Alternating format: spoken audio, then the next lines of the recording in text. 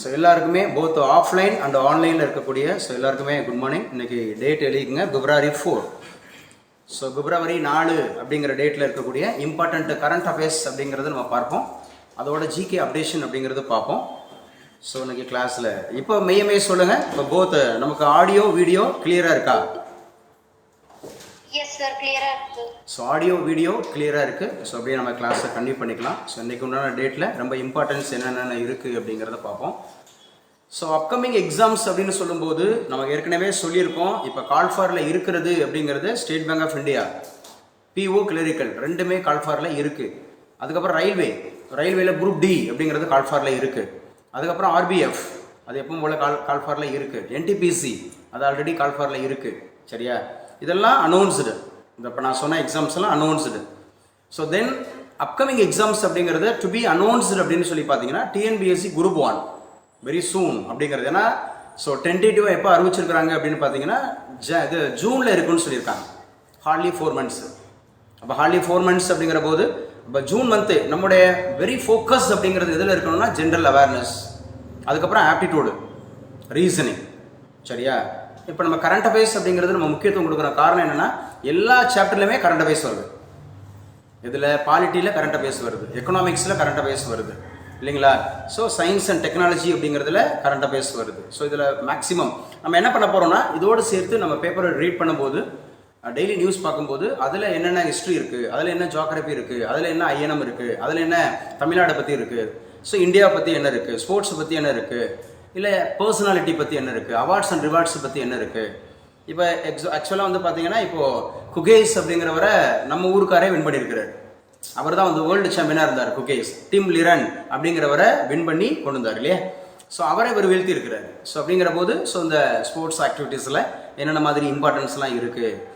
So அதான் நான் சொல்கிறேன், இந்த சரியான நேரத்திற்கு யார் வந்து உழைப்பில் முதலீடு செய்கிறாங்களோ அவங்க சரியான திட்டமிடுதலோட சரியான முயற்சி அண்டு பயிற்சி எடுக்கிறவங்க இந்த வருடம் வேலைக்கு போயிடுவாங்க. இங்கே போட்டித் தேர்வு அப்படிங்கிறது பெயரளவுலாம் அந்த போட்டித் தேர்வு, நம்பிக்கை எண்ணிக்கை தான் கூட இருக்கும். அப்படி அப்ளை பண்ணுறவங்க எண்ணிக்கையில் தான் கூட இருப்பாங்க. ஆனால் உண்மையாகவே படிக்க போகிறவங்க அப்படிங்கிறவங்க மினிமம் 10% தான். அது பிலோ 10% வச்சுக்கலாம். இப்போ எடுத்துக்காட்டுக்கு வந்து ஒரு 20 லட்சம் பேர் அப்பியர் ஆகியிருக்காங்கன்னு வச்சுக்கோமே, நம்ம அப்பியர் ஆனவங்களை பார்க்கக்கூடாது. 20,000 போஸ்ட்னு வச்சுங்க எடுத்துக்காட்டுக்கு. ஒரு 32,000 போஸ்ட் இப்போ ரயில்வே இருக்குது. 32 லட்சம் அப்ளை பண்ணியிருக்காங்க கூட வச்சுக்கோம் எடுத்துக்காட்டு. இல்லை 3 கோடி கூட அப்ளை பண்ணியிருக்காங்க வச்சுக்கோம். நம்ம அப்ளை பண்ண 3 கோடியை பார்க்கக்கூடாது. ஏன்னா இந்தியன் ரயில்வேங்கிறது ஆல் ஓவர் இந்தியாவில் நடத்தப்படக்கூடிய ஒரு எக்ஸாம் தான் Indian railway exams. So 32,000 post 10th qualification தான். அப்போ 10th குவாலிஃபிகேஷன் அப்ளை பண்ணியிருக்காங்கன்னா நம்ம அது 3 கோடியா 32 லட்சமெல்லாம் பார்க்கக்கூடாது. நம்ம பார்க்குறது 32,000 போஸ்ட். அந்த 32,000 போஸ்ட்டில் ஒரு ஜீரோ சேர்த்துக்குங்க, ஒரு ஜீரோ மட்டும் சேர்த்துக்குங்க. 3,20,000 பேர் தான் உருப்படியாக படிப்பான், சரியாக திட்டமிட்டு படிப்பான். அதுலேயும் இன்டெலெக்சுவலாக படிக்கிறவன், அதுலேயும் இண்டிவிஜுவல் எஃபோர்ட் போடுறவன் அப்படிங்கிறது நம்ம வந்து டெய்லி ப்ராக்டிஸ் பண்ணுறவங்க. நம்ம 5 பில்லர் சொன்னோம்ல, முதல்ல வந்து சிலபஸ், ரெண்டாவது வந்து ஸ்டடி மெட்டீரியல், மூன்றாவது வந்து previous year question paper discussion, நான்காவது ஸோ தினந்தோறும் தேர்வுகள் எழுதிட்டே இருக்கணும். அதை கன்சிஸ்டண்டாக ஒர்க் பண்ணணும். 5 கன்சிஸ்டண்டாக ஒர்க் பண்ணணும். ஸோ எப்படி ஜெயிக்கிறவங்க எப்படி படிக்கிறவங்க அப்படிங்கிறது நமக்கு மினிமமாக தான் இருக்கிறாங்க. ஸோ அதை மட்டும் நம்ம கம்ப்ளீட் பண்ணோம்னா நமக்கு இப்போ ரயில்வேன்னு எடுத்துக்கிட்டால் அந்த நமக்கு கொஸ்டின் வந்து 100 கொஸ்டின் தான். அந்த 100 கொஸ்டினை 90 நிமிஷத்தில் எப்படி நம்ம சால்வ் பண்ணி கொண்டு போகிறோம். குரூப் 1ன்னு எடுத்துக்கிட்டால் 200 கொஸ்டின் தான். அந்த 200 கொஸ்டினை 3 மணி நேரத்தில் எப்படி நம்ம டீல் பண்ண போகிறோம். குரூப் 2ன்னு எடுத்துக்கிட்டால் அந்த 200 கொஸ்டின் தான். தமிழ் ஆர் இங்கிலீஷில் 100, ஜிகேல 100, அதை எப்படி நம்ம டீல் பண்ண போகிறோம். அதோடு கூட நமக்கு ரொம்ப முக்கியமானது குரூப் 4 அப்படின்னாலே 200 கொஸ்டின் தான். 100 தமிழ் அப்படிங்கிறத நம்ம எப்படி டீல் பண்ண போகிறோம். அந்த கேள்விகள் தான் நமக்கு வந்து போட்டியாளர்கள். இந்த 200 கேள்விகள் தான் போட்டியாளர்கள். அந்த 20 லட்சம் பேர் இல்லை. குரூப் 4 எக்ஸாமுக்கு 20 லட்சம் பேர் அப்பியர் ஆவான். ஆனால் 200 கேள்விகள் தான் நமக்கு முன்னால் இருக்கக்கூடிய எதிரி. நம்ம அவங்கள தான் வீழ்த்தணும். அந்த 200 நம்ம எவ்வளோ பேரை வீழ்த்தணும், எத்தனை கொஸ்டினை வீழ்த்துறோங்கிறதா நம்மளுடைய ரிசல்ட். அதை எடுத்துட்டிங்கன்னா அப்சல்யூட் உட்காந்துடலாம், அதிகாரத்தில் போய் உட்காந்துடலாம், உங்களுக்குன்னு ஒரு அடையாளத்தை உருவாக்கிடலாம். அப்போ நமக்கு அதிகாரம் பெறணும், அடையாளத்தை பெறணும் அப்படின்னு சொன்னால் நம்ம தினந்தோறும் கமிட்டடாக இருக்கணும். சரியா? கமிட்டட், இந்த வார்த்தையை நல்லா கவனிச்சுங்க. கமிட்டட்னா என்ன? There is no any other distractions. எந்த விதமான டிஸ்ட்ராக்ஷன்ஸ் இருக்கக்கூடாது. அதிகாலையில் எழுந்தோமா சொல்லி பழகணும், இதுதான் என்னோட எய்ம். தம்பிங்க 9:30க்கெலாம் உள்ளே வர பாருங்க. சாப்பாடெல்லாம் கொஞ்சம் சீக்கிரமாக சொல்லிவிடுங்க. நீங்கள் 9:30க்கெலாம் உள்ளே இருக்கணும். ஏன்னா வந்திருக்கிறோம். அந்த அம்மாலாம் அவ்வளோ பேசுனாங்க. 3 பேருமே பாரிநகர் இப்போ வந்திருக்கிற 9:42 வந்திருக்கிற 3 பேருமே பாரிநகர். அதுவும் தம்பிங்க 2 பேரும் பக்கத்து பில்டிங். இங்கே பேசிகிட்டு இருக்கிறது கூட உங்கள் பில்டிங்க்கு கேட்கும். ஒருத்தர் ராமநாதபுரம், ஒருத்தர் சிவகங்கை. அந்த அம்மா அவ்வளோ நெகிழ்ச்சியாக பேசுனாங்க. உங்ககிட்ட தான் என் பிள்ளையை ஒப்படைச்சிருக்கிறேன், நீங்கள் தான் மகனாக பார்த்துக்கணும். மேபி என்னை பெரிய ஆளாக கூட நினச்சிருந்துருப்பாங்க. அகாடமியோட டைரக்டர் பெரிய ஆளாக இருப்பாருன்னு சொல்லி, கண்டிப்பாக நான் பார்த்துக்கிறேன், சரியா, நம்பியிருக்கீங்க, நிச்சயமாக நம்ம வந்து பார்த்துக்குறோம் அப்படின்ற மாதிரி சொல்லிட்டு. ஸோ அந்த அவங்களுக்கு கொடுத்த வேர்டை நான் காப்பாற்றணுன்னா, so I should monitor you. நான் உங்களை மானிட்டர் பண்ணணும், சரியா. அதான் வாக்கிங் போகும்போது கூட, என்னப்பா தம்பி சாப்பிட்டியா, சாப்பாடு நல்லா இருக்கா, படிக்கிறதுக்கு வசதியாக இருக்கா கேட்டனா இல்லையா. உள்ள நீங்கள் 3 பேர் என்ட்ரு ஆகும்போது, வனராஜா இன்க்ளூடிங் 3 பேர் என்ட்ரு ஆகும்போது சாப்பிடலான்னு கேட்டனா, நேற்றுக்கு மானிட்டர் பண்ணணும். நம்ம போகிறது வைக்கிறதெல்லாம் வைக்கிறாரா, எங்கே போகிறாங்க, என்ன பண்ணுறீங்க அப்படின்றதெல்லாம் பார்க்குறீங்களா. உங்களோட பர்சனல்ன்றது ஒன்று இருக்கும், அதில் நான் தலையிடக்கூடாது. ஆனால் அகடமிக்ஸாக இருக்கும்போது நான் தலையிடணும். அதில் நான் பார்க்கணும். ஏன்னா உங்கள் பேரண்ட் என்னை நம்பி தான் உங்களை விட்டுருக்காங்க. அப்படி தானே வனராஜா அப்பா சொல்லிட்டு விட்டுருக்காரு. எவ்வளோ அகாடமி திருநெல்வேலியை தாண்டி எத்தனையோ மாவட்டங்களை கடந்து வந்திருக்கிறோம் சார். உங்கள் பிள்ளை இரவு 11 மணிக்கு 11:30 மணிக்கு 3 பேருமே சேர்ந்து தான் அப்போ டிஃபன் சாப்பிட்டோம். நானும் நைட்டு தான் 12 மணிக்கு தான் சாப்பிட்டேன் அப்போ டிஃபன். வனராஜா அப்பாவும் அப்போ தான் சாப்பிட்டாரு, வனராஜாவும் அப்போ தான் சாப்பிட்டாரு. எல்லாரும் இப்போ தம்பியோட அம்மா அப்படி பேசுனாங்க, வச்சாங்க. ஸோ உங்களுக்கு இப்போ நியூ ஸ்டூடெண்ட் அப்படிங்கிற ஒரு பாப்பாவை நான் அறிமுகப்படுத்துகிறேன். அவங்க பேர் அபிஷக்தி அவங்க இருக்கிறாங்க. ஸோ இன்றைக்கி தான் ஃபஸ்ட்டு கிளாஸ் அவங்க அட்டன் பண்ணுறாங்க. ஆன்லைனில் இருக்கிறவங்களுக்கு நான் முகத்தை அப்புறம் காண்பிக்கிறேன், ஏன்னா இப்போ கிளாஸ் கன்டினியூ ஆகிட்டு இருக்கனால. ஸோ எப்போவுமே நம்ம கூட படிக்கிறவங்க யார், அவங்கள பற்றியான டீட்டெயில்ஸ் தெரிஞ்சு வச்சுக்கிறது நல்லது, ஃபெலோஷிப் ஆகணும். ஸோ இதெல்லாம் தான் சொல்லியிருக்கேன். There is no discrimination. நம்மக்கிட்ட அம்மாங்க ஒரு ஜெண்டர் கூட நம்மகிட்ட இருக்கக்கூடாது, ஆண் பெண்ணுன்ற பாகுபாடோடு இருக்கக்கூடாது, பேசணுமா பேசக்கூடாதுன்னு நல்ல ஒழுக்கத்தோட யார் வேணாலும் யார்கிட்ட பேசிக்கலாம், வச்சுக்கலாம், நல்ல காரியங்களுக்காகன்ட்டுன்னு. ஸோ அந்த இடத்துல அபிஷக்தி அவங்க பார்த்தீங்கன்னா நம்ம காரைக்குடி தான், பர்மா காலனி தான். அவங்க +2 வரைக்கும் ராகவேந்திரா ஸ்கூலில் படிச்சிருக்கிறாங்க. ஸோ அவங்க யூஜி பார்த்தீங்கன்னா இசிஇ படிச்சிருக்கிறாங்க. இசிஇ எங்கே படிச்சிருக்கிறாங்க அப்படின்னா கோயம்புத்தூரில் சக்தி இன்ஜினியரிங் காலேஜ் அப்படிலாம் படிச்சிருக்கிறாங்க. அபிஷக்தி சக்தி நல்லா உங்கள் பேர்லேயே படிச்சிருக்கிறீங்க. ஸோ வாழ்த்துக்கள். அந்த சக்தினா பவர், அந்த பவர் நமக்குள்ளே இருக்குது. All powers within you, according to Vivekanandar. All powers within you உங்களுக்குள்ளே இருக்குது, அந்த அபிஷக்திக்குள்ளே இருக்குது. ஸோ நிச்சயமாக அந்த இடத்துல ஜெயிச்சுட்டு போயிடணும். இந்த இடத்துல நம்ம ஜெயிச்சுட்டு போயிடணும். வந்திருக்கிற நோக்கம் ஜெயிக்கணும் அப்படிங்கிறது தான். அப்படி தானே மையமை, ஜெயிக்கணும் தானே? Yes sir. Okay, thank you so much. So class அப்படி நம்ம கண்டினியூ பண்ணிக்கலாம். ஸோ இன்றைக்கு உண்டான கிளாஸில், இன்றைக்கு உண்டான கரண்ட் அஃபேர்ஸில் ரொம்ப முக்கியமானது அப்படிங்கிறத நம்ம பார்க்கலாம். என்ன சார் அப்படின்னு சொன்னால், இன்றைக்கி என்னென்ன இம்பார்ட்டன்ட் டேஸ் இருக்குது அப்படிங்கிறத நம்ம பார்க்கலாம். ஃபஸ்ட்டு டே அப்படிங்கிறது என்ன சார் அப்படின்னு பார்த்தீங்கன்னா, இன்றைக்கி ரொம்ப முக்கியமான ஒரு டேட்டு அப்படிங்கிறது பார்த்தீங்க அப்படின்னு சொன்னால், இன்டர்நேஷ்னலில் என்னென்ன டேட் இருக்குது அப்படிங்கிறத பார்க்கலாம். இன்டர்நேஷ்னலில் என்னென்ன டேட் இருக்குது அப்படிங்கிறத நம்ம பார்க்கலாம். ஸோ ஒன்று என்ன இருக்குது அப்படின்னு கேட்டால், இந்த படங்க பாருங்கள், என்ன போட்டிருக்கு, 2 பேர் அப்படியே ஹேண்ட்ஸ் பார்த்தீங்கன்னா ஹோல்ட் பண்ணியிருக்காங்களா. அப்போ இது ஒரு கோஆப்ரேஷனாக இருக்குமா? என்ன ஏதாவது பேசுங்க.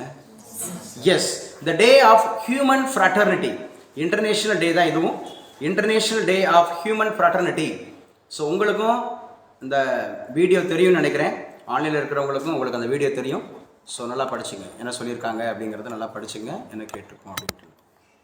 So international day of human fraternity. International day of human fraternity. Fraternity அப்படின்னாவே சகோதரத்துவம். தமிழில் சொன்னால் சர்வதேச மனிதநேய சகோதரத்துவம். மனிதநேயம் அப்படிங்கிறது நமக்குள்ளே இருக்கணும், சகோதரத்துவம் அப்படிங்கிறது நமக்குள்ளே இருக்கணும் அப்படின்னு சொல்லுவாங்க. மனிதநேயம் அப்படிங்கிறது நமக்குள்ளே இருக்கணும், சகோதரத்துவம் அப்படிங்கிறது நமக்குள்ளே இருக்கணும்.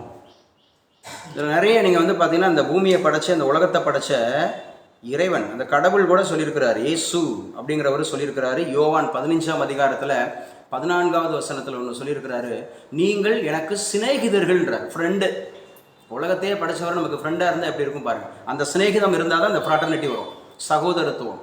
இந்த சகோதரத்துவம் ஃப்ராட்டர்னிட்டி நம்முடைய இந்தியன் பாலிட்டி சொல்லுது.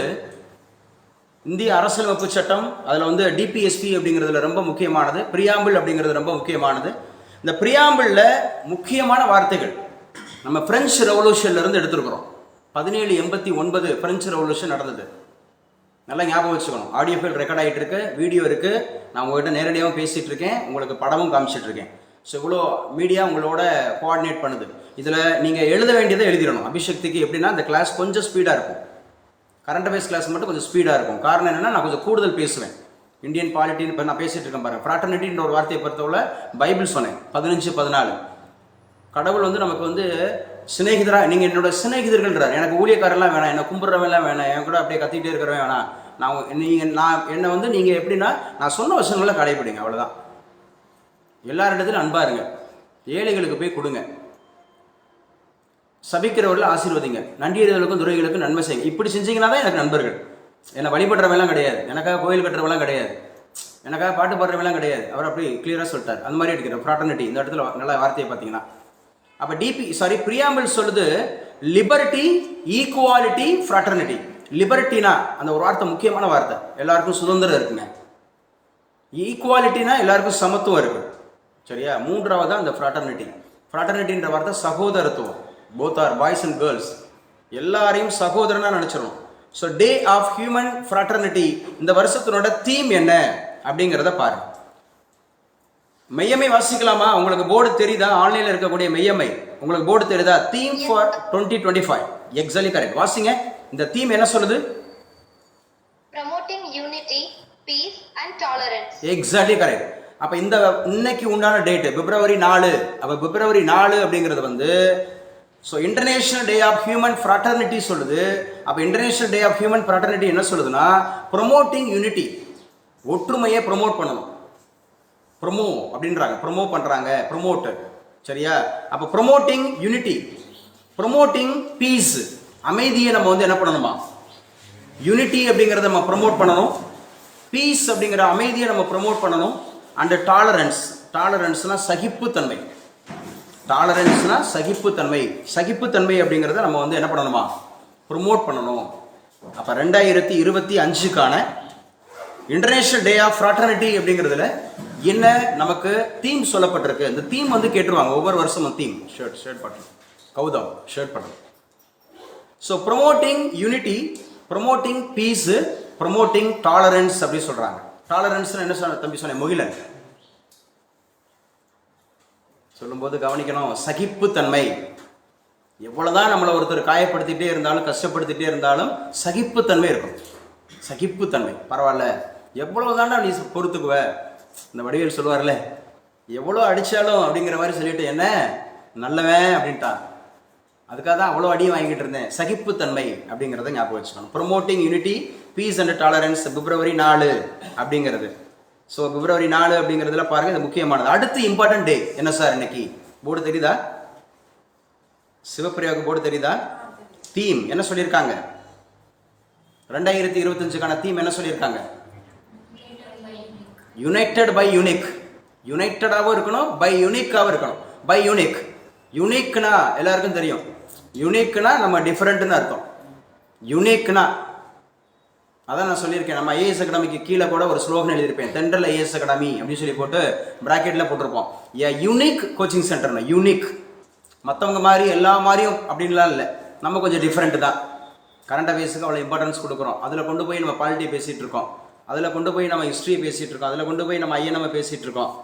இந்த இப்போ பிப்ரவரி மந்த்துக்கு கூட எக்ஸிக்யூட் பண்ணியிருக்கிறாங்க. என்ன லாவண்யா வந்து குரூப் 1 அப்படிங்கிறதுக்கு பிப்ரவரி மந்த்து. ஸோ ஒரு ஐடியா தான் கேட்டாங்க. ஸோ நீங்களே ஒரு செல்ஃப் அந்த மாதிரி இருக்கக்கூடிய ஸ்டடி பிளான் போடுங்கம்மானா சூப்பர். 3 சப்ஜெக்ட்டுக்கு போட்டாச்சு. குரூப் 1க்கு 65 கொஸ்டின். ஏன்னா 40 கொஸ்டின் அப்படிங்கிறது இந்தியன் பாலிட்டியில் வரப்போகுது, 25 கொஸ்டின் வந்து ஹிஸ்ட்ரி அண்ட் ஐஎன்எம்ல வரப்போகுது. 65 கொஸ்டின் அப்சல்யூட். 200க்கு ஒரு 65 கொஸ்டின் இப்போ ரெடி ஆயிடுச்சு. இந்த மந்தில் பாலிட்டியிலேருந்து நீங்கள் 40 எடுத்தாகணும். History and ஐஎன்எம்ல 25 எடுத்தாகணும். அப்படிங்கிற போது இந்த மாதத்தில். ஸோ இதில் அது போக உங்களுக்கு எக்ஸ்ட்ரா குரூப் 2 குரூப் 4 படிக்கிறவங்களுக்கு தமிழ், அதில் ஒரு 100 கேள்வி வரப்போகுது. இது தவிர்த்து மேத்ஸ் டெய்லி வந்துட போகுது. மேத்ஸ் ரீசனிங் நம்ம டெய்லி நடத்திட்டு இருக்கோம், கரண்ட் அஃபேர்ஸ் நடத்திட்டு இருக்கோம். ஸோ இந்த கொஸ்டின்ஸ்லாம் சேர்த்தா இப்போவே நம்ம வந்து இந்த மந்த்லேயே ஒரு 100-150 கொஸ்டினுக்கு ரெடி ஆயிடலாம். குரூப் 2 குரூப் 4க்கு ஒரு 100-120 கொஸ்டின் ரெடி ஆயிடலாம் நமக்கு வந்து குரூப் 1க்கு அப்படிங்கிற மாதிரி ஞாபகம் வச்சுங்க. அப்போ யுனைடெட் பை யூனிக் அப்படிங்கிறது அந்த வருஷத்துக்கான தீம். எந்த டேக்கான தீம் அப்படின்னா இன்னைக்கு இன்டர்நேஷனல் டே ஆஃப், அதாவது வேர்ல்டு கேன்சர் டே. வேர்ல்டு கேன்சர் டே அப்படிங்கிறது வந்து இன்னைக்கு தான் இருக்கு, வேர்ல்டு கேன்சர் டே. அப்போ உலக புற்றுநோய் தினம் அப்படிங்கிறது இன்னைக்கு தான், வேர்ல்டு கேன்சர் டே. இந்த கேன்சர் அப்படிங்கிற உண்டாக்குற வைரஸோட பேரு கார்சினோமா.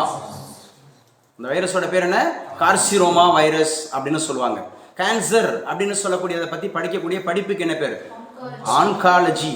என்ன கேட்பாங்க இங்கிலீஷ்ல ஒரு வார்த்தை, தம்பி எழுதுங்க, ஒன் வேர்டு சப்ஸ்டிடியூஷன்ல கேட்பாங்க, oncology. A study deals with கேன்சர்னாவே உங்களுக்கு ஆன்காலஜி அப்படிங்கறத ஞாபகம் வச்சுக்கோங்க. A study deals with cancer, a study deals with cancer அப்படின்னாவே ஆன்காலஜி அப்படிங்கறத ஞாபகம் வச்சுங்க. It is also very very important. Oncology, a study deals with cancer அப்படின்னா ஆன்காலஜி. ஆன்காலஜிஸ்ட் அதை டீல் பண்றவங்க. A man deals with cancer இப்படி கூட கேட்பா. A man or a doctor deals with cancer அப்படின்னா ஆன்காலஜிஸ்ட். Oncology, oncologist.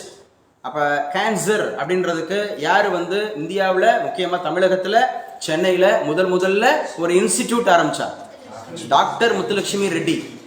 முத்துலட்சுமி சொல்லக்கூடாது, நம்ம இதில் விட ஒரு முத்துலட்சுமி இருக்காங்க. முத்துலட்சுமி இருக்கீங்களா கிளாஸ்ல? முத்துலட்சுமி இருக்கேன் சார். எஸ், டாக்டர் முத்துலட்சுமி அவங்க தான் ஆரம்பிச்சாங்க. அடையாறு அப்படிங்கிறது இப்ப கிண்டியில இருக்கு. இப்ப இருக்கு கிண்டி அண்ணா யூனிவர்சிட்டி அப்படிங்கிறதுக்கு அருகாமையில் இருக்கு. கிண்டி உயிரியல் பூங்கா பக்கத்துல இருக்கு. சிஎல்ஆர்ஐக்கு எதிர்த்தாப்புல இருக்கு. சிஎல்ஆர்ஐக்கு எதிர்த்தாப்புல இருக்கு. சரியா? ஸோ முக்கியமானது இந்த அடையாறு புற்றுநோய் மருத்துவமனை அப்படிங்கிறது வந்து டாக்டர் முத்துலட்சுமி ரெட்டி அவங்க தான் தொடங்கி வச்சாங்க. அடையாறு புற்றுநோய் மருத்துவமனை அப்படிங்கிறது வந்து அவங்க தான் தொடங்கி வச்சாங்க. அப்ப இந்த வருஷத்துக்கான தீம் வேர்ல்டு கேன்சர் டேக்கு யுனைடெட் பை யூனிக் அப்படிங்கறது இந்த வருஷத்துக்கான தீமா இருக்கு. யுனைடெட் பை யூனிக் இந்த வருஷத்தினுடைய தீமாக இருக்கிறது. நல்லா படிச்சுங்க. அப்ப கேன்சர் நம்ம ஏற்கனவே பார்த்திருக்கோம். தர்மலிங்கம் சவுண்டா சொல்லணும், எல்லாருக்கும் கேட்கும்படியா. நம்ம முக்கியமா ஒயிட் பிளட் கார்பசல்ஸ் அப்படிங்கிறது குறைஞ்சா ஒரு புற்றுநோய் வருது, இல்ல அதிகரிச்சா ஒரு புற்றுநோய் வருதா? அதிகரிச்சா ஒரு புற்றுநோய் வருது. ஆமாவா இல்லையா? கேளுமா இலக்கியா? புற்றுநோய் வருதா? என்ன புற்றுநோய் வருது? ரத்த புற்றுநோய் வரும். அதுக்கு பேர் லுக்கேமியா. அதுக்கு பேர் என்ன? லுக்கேமியா, ரத்த புற்றுநோய். இந்த கேன்சர்னு ஒன்று இருக்கு அப்படின்னு ஒன்று தெரிஞ்சது இந்த படங்களை பார்த்துதாப்பா தெரிஞ்சு. விவேக் சொல்லுவார்ல, அண்ணி உங்களுக்கு கேன்சராமே. அவர் சொல்லுவார், எப்படா அப்படின்னு சொன்னா, அவங்க கேன்சர் அப்படின்னு சொன்னா கடகராசி, கடகராசின்னு சொல்லி வச்சிருப்பாங்க. இவர் போய் 7 குண்டல வாடா அப்படின்னு சொல்லிட்டு போய் லட்டு வந்து பூந்தி மாதிரி கொடுப்பாரு.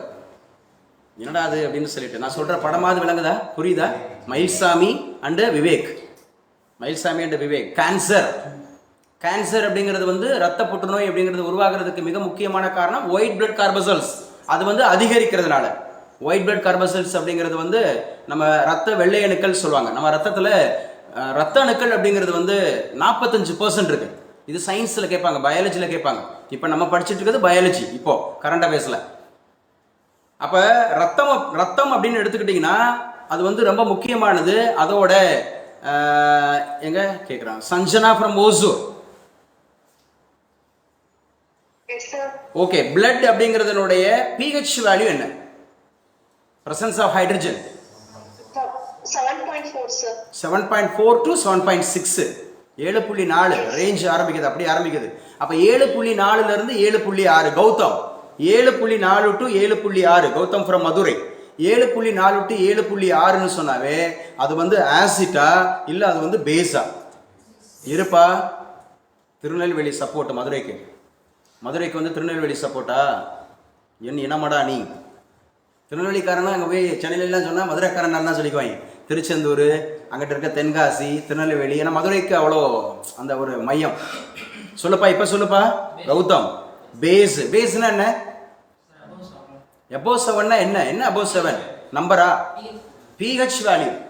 இப்போ pH வேல்யூ 7+ இருந்தா அது பேஸ், 7 மைனஸா இருந்தா பிலோ 7 இருந்தா ஆசிட். இப்போ நம்ம பேசிட்டு இருக்கிற சப்ஜெக்ட் தேஷ்மகி பயாலஜியா கெமிஸ்ட்ரி? ரத்தமா பேசணும்னா அது பயாலஜி, ஆசிட் பேசிஸா பேசணும்னா அது வந்து கெமிஸ்ட்ரி பேசுறோம். அப்ப சப்ஜெக்ட் நடத்துறோமா இல்லையா? கரண்ட் பேசல. என்ன கரண்ட் பேஸுக்கு போய் அதிக இம்பார்ட்டன்ஸ் கொடுக்குறாங்க, 1 மணி நேரம் நடத்திட்டு இருக்கிறாங்க. மூடர்கள் தான் சொல்லுவாங்க. புரியுதா நான் சொல்றது? we are discussing history, we are discussing polity, we are discussing INM, we are discussing science, biology, chemistry.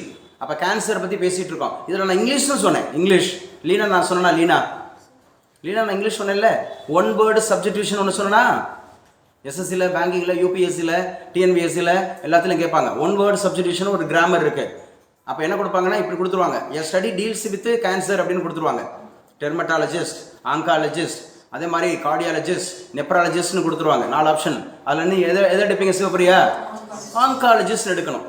இல்லை எ டாக்டர் டீல்ஸ் வித் கேன்சர் அப்படின்னு கொடுத்துட்டு டென்டிஸ்ட், கார்டியாலஜிஸ்ட், நெப்ராலஜிஸ்ட், ஆங்காலஜிஸ்ட்னு கொடுப்பாங்க. எதை எடுக்கணும்? ஆங்காலஜிஸ்ட்னு எடுக்கணும். இப்போ இங்கிலீஷ் பேசணுமா? இங்கிலீஷ் நடத்தினேன். ஸோ கிளாஸில் நல்லா புரிஞ்சுக்குங்க. அப்போ ரொம்ப முக்கியமானது. அப்போ ரத்த புற்றுநோய் ஸ்ரீவர்சன் சொல்லுப்பா. பிளட் கேன்சர் அப்படிங்கிறது எதனால் ஏற்படுகிறது? ஒயிட் பிளட் கார்பசல்ஸ் இன்க்ரீஸ் ஆகிறதுனால. Please clap your hands. White blood corpuscles அப்படிங்கிறது இன்க்ரீஸ் ஆகிறதுனால தான் நமக்கு வந்து இந்த லுக்கேமியா அப்படிங்கிறது. லுக்கேமியா அது குறைஞ்சிருச்சுன்னா லுக்கோபீலியா, லிக்கோபீலியா அப்படின்னு சொல்லுவாங்க. குறைஞ்சா ஒயிட் பிளட் கார்பசல்ஸ். இந்த ஒயிட் பிளட் கார்பசல்ஸ் அப்படிங்கிறது தான் நம்முடைய நண்பன், நமக்கு நண்பன். இன்னைக்கு 2 நண்பன் சொல்லியிருக்கேன். ஒன்று ஜீசஸ் கிரைஸ்டுக்கு நம்ம நண்பன், அவருடைய வார்த்தைகளை நம்ம கை கொண்டோம்னா. 2வது இது நண்பன். என்ன நண்பன் அப்படின்னு சொன்னா நோய் எதிர்ப்பு சக்தியினுடைய நண்பன். நம்ம உடம்புக்கு நோய் எதிர்ப்பு சக்தியை கொடுக்கிறது யார் தான்? நல்லா பேசுப்பா. சிவகங்கை. சிவகங்கையில் 2 பேரோட அம்மாவும் நிகழ்ச்சியாக பேசினாங்க. முந்தானத்து அஸ்வினுடைய அம்மா, நேற்று வந்து தம்பி பேர் என்னப்பா? பொன் அரவிந்தோட அம்மா. 2 பேருமே சிவகங்கை டிஸ்ட்ரிக்ட். 2 பேரோட அம்மாவும் அவ்வளோ நிகழ்ச்சியாக பேசினாங்க. சரியா? ஸோ யுனைடெட் பை யூனிக் அந்த வார்த்தையில் பேசிகிட்டு இருக்கோம். இந்த வருஷம் தீம் வேர்ல்டு கேன்சர் டே பற்றி பேசிகிட்டு இருக்கோம். கேன்சர் அப்படிங்கிறது கார்சினோமா வைரஸ்ன்னு சொல்லிட்டோம். கேன்சர் அப்படிங்கிறது ஆங்காலஜின்னு சொல்லிட்டோம். கேன்சருங்கிறது ஆங்காலஜிஸ்ட் அப்படின்னு சொல்லிட்டோம். கேன்சர் அப்படிங்கிறது வந்து லுக்கேமியா, பிளட் கேன்சர் அப்படிங்கிறது வந்து பார்த்தீங்கன்னா இப்போ எக்ஸாக்டாக நீங்கள் சொல்கிறதா இருந்தால் இதை ட்ரை பண்ணப்பா. மனராஜா ட்ரை பண்ணப்பா. இந்த புற்றுநோய் அப்படிங்கிறது இருக்குல்ல, அதுக்கு ஒரு ஐசோடோப் இருக்கு. இதை குணப்படுத்துறதுக்கான ஒரு ஐசோடோப். இப்போ கெமிஸ்ட்ரி பேசிட்டு இருக்கோம். What is isotope? இல்லை எடுத்து கொடுத்துட்டாங்க. அடுத்து அந்த சேம்ன்ற வார்த்தையை வச்சு நீங்கள் தொடங்கலாம். சேம்ங்கிறது same atomic number. Same atomic number, different mass number. நல்லா பேசுங்க. Same atomic number, different mass number. Same அப்படின்னா ஒத்த அணு எண். ஞாபகம் வச்சுக்கணும். ஐசோடோப் கெமிஸ்ட்ரி பேசிட்டு இருக்கோம். ஒத்த அணு எண் இருக்கும். ஐசோடோப் வந்து சேமா இருக்கும். டிஃப்ரெண்ட் மாஸ் நம்பர் இருக்கும். வேறுபட்ட நிறை எண்கள் அப்படி இருந்துச்சுன்னா அதுக்கு பேர் ஐசோடோப்புகள். அதில் ஐசோடோப்பு ஒன்று இருக்கு. கேன்சர் குணப்படுத்துறதுக்கு ஒரு ஐசோடோப் தெரிஞ்சவங்க சொல்லலாம். போத் கோபால்ட் 60ங்க. Please clap your hands to Lavanya. லாவண்யாவுக்கு கிளாப் பண்ணுங்க. Exactly correct. Lavanya chemistry student இல்லையா? +1 +2 கெமிஸ்ட்ரி படிச்சிருப்பீங்க. பயாலஜி படித்தாதான் ஆக்சுவலாக நீங்கள் பயாலஜி படிச்சிங்களா, கம்ப்யூட்டர் சயின்ஸ் படிச்சிங்களா? இல்லை அதெல்லாம் எனக்கு தேவையில்லை. +1 +2 என்ன படிச்சிங்க? பயாலஜி. அதான் பேசிகிட்டு இருக்கோம். அக்ரிகல்ச்சருன்றது நமக்கு யூஜி. நம்ம கெமிஸ்ட்ரிங்கிறது அட்லீஸ்ட் 10th வரைக்கும் எல்லாரும் படிச்சிருப்போம்ல. சார் நான் காமர்ஸ், நான் ஹிஸ்ட்ரி, நான் எக்கனாமிக்ஸ், எப்படியா இருந்தாலும் நீ ஐசோடோப்பை சந்திச்சு தான் வந்திருக்கணும். Isotope same atomic number, different mass number. அப்ப சேம் அட்டாமிக் நம்பரா இருந்து ஒத்த அணு எண்ணு வேறுபட்ட நிறை எண்களை கொண்டிருந்தா அதுக்கு பேர் என்ன? ஐசோடோப். சிவப்பிரியா நல்லா சொல்லணும். ஐசோடோப். ஹைட்ரஜனோட ஐசோடோப்புகள் எத்தனை இருக்கு? சக்தி, அபிசக்தி ட்ரை பண்றீங்களா? ட்ரை பண்ணலையா? அபிசக்தி இன்ஜினியரிங் காலேஜ், சக்தி இன்ஜினியரிங் காலேஜ். பரவாயில்ல, மறந்து போச்சு. நம்ம +1 +2 வரைக்கும் படிச்சிருப்போம். +1 +2 வரைக்கும் படிச்சிருப்போம் அப்படிங்கிறது. அதாவது ஹைட்ரஜனோட ஐசோடோப்புகள் வந்து 3. சரியா? ஃபர்ஸ்ட் வந்து பார்த்தீங்கன்னா டியூட்ரியம், அதுக்கப்புறம் டிரிட்டியம், அதுக்கப்புறம் புரோட்டியம். டியூட்ரியம், டிரிட்டியம், புரோட்டியம் ஹைட்ரஜனோட ஐசோடோப். ஏன்னா ரயில்வே எக்ஸாம்ல சயின்ஸுக்கு தான் ஃபர்ஸ்ட் இம்பார்ட்டன்ஸ். 25 கொஸ்டின் கேட்குறான். நமக்கு டிஎன்பிஎஸ்சியை பொறுத்தவரை 5 கொஸ்டின்ஸ் ஒன்லி. குரூப் 2 குரூப் 4 சயின்ஸுக்கு இம்பார்ட்டன்ஸ் கொடுக்குறாங்க ரயில்வேல. நல்லா படிச்சுக்குங்க. அப்ப என்ன சொல்லியிருக்கோம்? கேன்சர். அப்ப கோபால்ட் 60 அப்படிங்கிற ஒரு ஐசோடோப் புற்றுநோயை குணப்படுத்த பயன்படுகிறது. ஐசோடோப்னா same atomic number, different number. இன்னைக்கு வேர்ல்டு கேன்சர் டே. கேன்சர் உண்டாக்குற வைரஸுக்கு பேரு கார்சினோமா வைரஸ். ஸோ ரத்த புற்றுநோயை உண்டாக்குறது வந்து பார்த்தீங்க அப்படின்னு சொன்னா ஒயிட் பிளட் கார்பசல்ஸ் அப்படிங்கிறது அதிகரிக்கிறதுனால அதுக்கு பேரு லுக்கேமியா. ஒயிட் பிளட் கார்பசல்ஸ் அப்படிங்கிறதுனுடைய யார் சொல்லுவா? ஆன்லைன்ல இருந்து ஒருத்தங்க சொல்லுங்க. ராஜேஸ்வரி இருக்கியாமா? ராஜேஸ்வரி சொல்லுப்பா. ஆக்சுவலா வந்து பாத்தீங்க அப்படின்னு சொன்னா என்ன சொல்ல வந்தேன்? ஒரு கேள்வி கேட்க வந்தேன். ஏதாவது life span of white blood corpuscles வாழ்நாள். 8 weeks, sir. 4 to இல்லை 3 to 4 வீக்ஸ் தான். 4 to 8 வீக்ஸ்லாம் இருக்காது. 3 to 4 வீக்ஸ் தான். 3 to 4 வாரம். லைஃப் ஸ்பேனு, வாழ்நாள் காலம், இதெல்லாம் மோஸ்ட்லி எக்ஸ்பெக்டட் கொஸ்டின். இதெல்லாம் மோஸ்ட்லி எக்ஸ்பெக்டட். அதே மாதிரி உங்களுக்கு ஆர்பிசினா 120 நாள், 120 டேஸ், 4 months, 120 டேஸ். ஒவ்வொருத்தராக வராங்க. எவ்வளோ 10 மணி ஆனாலும் வந்துட்டு இருக்காங்க, 10 மணி. So don't delay. ஸோ கிளாஸை கரெக்டான நேரத்துக்கு அட்டன் பண்ணுங்க, ஓகேவா? அப்போ லைஃப் ஸ்பேன் அப்படிங்கிறதோட white blood corpuscles Mukilan. Mukilan, are you in class? நீங்கள் கிளாஸுக்குள்ளே இருக்கீங்களா? லைஃப் ஸ்பேன் அப்படின்னா வாழ்நாள் காலம். வாழ்நாள் காலம் யாருடையது? ஒயிட் பிளட் கார்பசல்ஸ் அப்படிங்கிற வெள்ளை அணுக்கள். எவ்வளோ சார்? 3 to 4 வாரம் கிளாஸுக்குள்ளே இருக்கணும். 3 to 4 வாரம். உங்களுக்கு போர்டு தெரியுதுல்ல? போர்டில் படம் தெரியுதுல்ல? சரி, கேன்சரை மட்டும் தான் பேசிகிட்டு இருக்கோம். 2 கரண்ட் அஃபேர்ஸ் தான் பார்த்துருக்கோம். ஆனால் எவ்வளோ விஷயம் பேசியிருக்கோம் பாருங்க. 25 நிமிஷம் ரெக்கார்ட் ஆயிருக்கு. 25 நிமிஷம். இதில் ஹிஸ்ட்ரி இருக்குது, பாலிட்டி இருக்குது. ஸோ இப்போ நம்ம ஃபிசிக்ஸ், கெமிஸ்ட்ரி இருக்குது, பயாலஜி இருக்குது, இங்கிலீஷ் இருக்குது. இப்போ இந்த 25 நிமிஷத்தில் நம்ம பேசுனதில்ல எவ்வளோ விஷயம் பேசியிருப்போன்னு பார்த்துக்குங்க. ஸோ ரொம்ப முக்கியமானது அப்படிங்கிறத பாருங்கள் இன்றைக்கி உண்டானதில் கிளாஸில். ஸோ இன்டர்நேஷ்னல் டே அப்படிங்கிறத நம்ம பார்த்துட்டோம், ஓவரால் அப்படிங்கிறது. ஸோ இன்றைக்கி கிளாஸில் இருக்கிறத அப்படின்னு நம்ம டிஸ்கஸ் பண்ணிட்டு வரலாம். இன்னும் சரியாக யூபிஎஸ்சிக்கு ப்ரிலிமினரிக்கு 110 நாள் இருக்குது. 110. யூபிஎஸ்சிக்கு சரியாக இன்னையிலேருந்து 110 நாள் இருக்குது. என்னைக்கு சார் எக்ஸாம் அப்படின்னு பார்த்தா, ஸோ May 25 ப்ரிலிம்ஸ் எக்ஸாம் யூபிஎஸ்சிக்கு. சரியா? ஸோ May 25, May 25 அப்படிங்கிறது 110 அப்படிங்கிறது. So 110 Lavanya, article 110 money bill. நல்லா பேசலாம் சத்தமா. என்ன பில்லு? மணி பில், பண மசோதா 110. இப்போ பாருங்க, ஒரு நம்பரை நான் வந்து அசோசியேட் பண்ணுறேன் பாலிட்டியா. 110 அப்படிங்கிற 110 அப்படிங்கிறது இருக்குது. இந்த இடத்துல 110 நாள் இருக்குது யூபிஎஸ்சிக்கு. அப்போ யூபிஎஸ்சிக்கு 110 நாள்னா மணி பில் கேட்டுருவான் யூபிஎஸ்சி எக்ஸாமில். இந்தியன் பாலிட்டியில், இந்தியன் கான்ஸ்டியூஷனில், பார்ட் 5ல், பார்லிமெண்ட்டில் 110ங்கிறது மணி பில். மணி பில்னாவே எங்கே மட்டும்தான்? முத்துலட்சுமி, ஒரே நிமிஷம். முத்துலட்சுமி எஸ்ஐ, முத்துலட்சுமி எஸ்ஐ சொல்லுங்க. மணி பில் அப்படின்னு சொன்னாவே எந்த அவையில் மட்டும்தான் வரும்? லோக்சபால மட்டுங்க. கிளாப் பண்ணுங்க. லோக்சபால மட்டும் தாங்க மணி பில். கேட்டு வச்சுக்கணும். பொன் அரவிந்த் கேட்டு வச்சுக்கணும், முகிலன் கேட்டு வச்சுக்கணும், அபிஷக்தி கேட்டு வச்சுக்கணும் கிளாஸில். ஸோ நீங்கள் 2 பேருமே 3 பேரும் இப்போ இன்னைக்கு தான் புதுசு அப்படிங்கிறப்ப நல்லா படிச்சுங்க. இந்த வாரம் சேர்ந்தவங்க, போன வாரம் சேர்ந்தவங்க, அதுக்கு முந்தின வாரம் சேர்ந்தவங்க, 1 மாதத்துக்கு முன்னாடி சேர்ந்தவங்க, 3 மாதத்துக்கு முன்னாடி சேர்ந்தவங்க எல்லாரும் இருக்கீங்க. அதான் முந்தினோர் பிந்தினோராயும், பிந்தினோர் முந்தினோராயும். இன்னைக்கு வந்து சேர்ந்தா கூட பைபிள் கூட சொல்லும், 11ஆம் மணி வேலைக்காரர், அவருக்கும் அதே சம்பளம். ஏங்க, நான் வந்து 1 மணிலேருந்து வேலை பார்த்துக்கிட்டு இருக்கேன், எனக்கும் அதே சம்பளம். 11 மணி கொடுக்குறவர் நான். உனக்கு என்ன ஒத்துக்கிட்டேன்? வா, உனக்கு நான் என்ன ஒத்துக்கிட்டேன்? நான் உனக்கு 10 ரூபா தரதா ஒத்துக்கிட்டேன்னா, லாவண்யாவுக்கு நீ உனக்கு ஒரு நாள் சம்பளம் 10 ரூபான்னு நான் கொடுக்குறேன்னு வச்சுங்க. 10 ரூபா நான் ஒத்துக்கிட்டேன் லாவண்யாவுக்கு. சரியா? லாவண்யாவுக்கு அதே 10 ரூபா நான் கொடுத்துட்டேன். இப்போ லீனா வந்து பார்த்தீங்கன்னா, நீங்கள் வந்து ஒரு 4 மணி நேரம் கழிச்சு வந்திருக்கீங்க. லாவண்யாவுக்கு அடுத்து 4 மணி நேரம் கழிச்சு இப்போ நான் உங்களுக்கு 10 ரூபா கொடுக்குறேன். லாவண்யா என்னன்னா, சார் என்ன சார், நான் காலையிலேருந்து வேலை பார்த்துட்டு இருக்கேன், எனக்கு 10 ரூபா தான் தரீங்க, அவங்களுக்கு இப்போ தான் வந்தாங்க, அவங்களுக்கு 10 ரூபா தரீங்க அப்படின்ற மாதிரி கேட்குறாங்க லீனா. ஆனால் நான் லாவண்யா ஒத்துக்கிட்டது என்ன? நான் உங்களுக்கு சம்பளம் 10 ரூபா. உங்களுக்கு நான் ஒத்துக்கிட்டதை நான் கொடுத்துருன்னு தான் பார்க்கணும். மற்றவங்களுக்கு என்ன கொடுக்குறேன்றதை பார்க்கக்கூடாது. அப்படி தானே? மற்றவங்களுக்கு எவ்வளோ கொடுக்குறேன்னு பார்க்குறது. கொடுக்குறவர் நான் அப்படி தான் சொல்லியிருக்காரு. கொடுக்குறவர் நான். வாங்கிக்கோ அப்படின்னு சொல்லியிருக்கேன். இப்போ கூட மனமாறினா கூட நீ என்னை ஏற்றுக்கிட்டேன்னா நீ எனக்கு சிநேகிதர் ஆகிடுவ. ஆனால் நான் சொன்னதை ஃபாலோ பண்ணணும். இன்னைக்கு வந்தால் கூட காம்படிட்டிவ் எக்ஸாம்ஸில் நீங்கள் படிச்சிங்கன்னா, இப்போ கூட நீங்கள் இப்போ இருந்து படிக்க ஆரம்பிச்சா கூட 110 நாள் எல்லாருக்கும் வாய்ப்பு இருக்குது. யூபிஎஸ்சிங்கிறது வந்து எல்லாருக்குமே வாய்ப்பு இருக்குது. எல்லாரும் அட்டன் பண்ணலாம். பெரிய அது மாய வித்தையெல்லாம் கிடையாது, ரொம்ப பயங்கரமான விஷயம்லாம் கிடையாது, சாதாரண விஷயம்தான். அப்ளை பண்ணுங்க, படிங்க, ஜெயிங்க. ஸோ மெயின்ஸுக்கு 199 நாள் இருக்குது. கரெக்டாக 89ஆவது நாளில் ப்ரிலிம்ஸ் முடிஞ்சு 89ஆவது நாளில் எக்ஸாம். பார்த்துங்க, 89ஆவது நாள், 3 மாதம் கூட இல்லை, ஒரு நாள் கம்மி. 89ஆவது நாளில். அதே மாதிரி உங்களுக்கு குரூப் 2 மெயின்ஸ் இப்போ நடக்க போகுது. குரூப் 2 மெயின்ஸ் 5 நாளில் நடக்க போகுது. குரூப் 2 மெயின்ஸ் 5 நாள் தான். அந்த கொஸ்டின்லாம் பார்த்துடணும். குரூப் 1 131 நாள். சரியா? குரூப் 2 வந்து 236 நாள். குரூப் 4 வந்து 159 நாள். என்ன ராகவேந்திரா, ஏன் இவ்வளோ லேட்டாக வர? ஏப்பா 10 மணிக்கு எக்ஸாம், 10 மணிக்கு வரையப்பா, 9:30க்கு ஆரம்பிச்சது, ½ அன் ஹவர் கிளாஸ் போயிடுச்சு. சீக்கிரம் வரணும்ப்பா, ஓகேவா? ஸோ நல்லா 5 நாள் தான் இருக்கு. ஆமாம், 5 நாள் தான். செப்டம்பர் தானே சார் ஸ்டார்டிங்.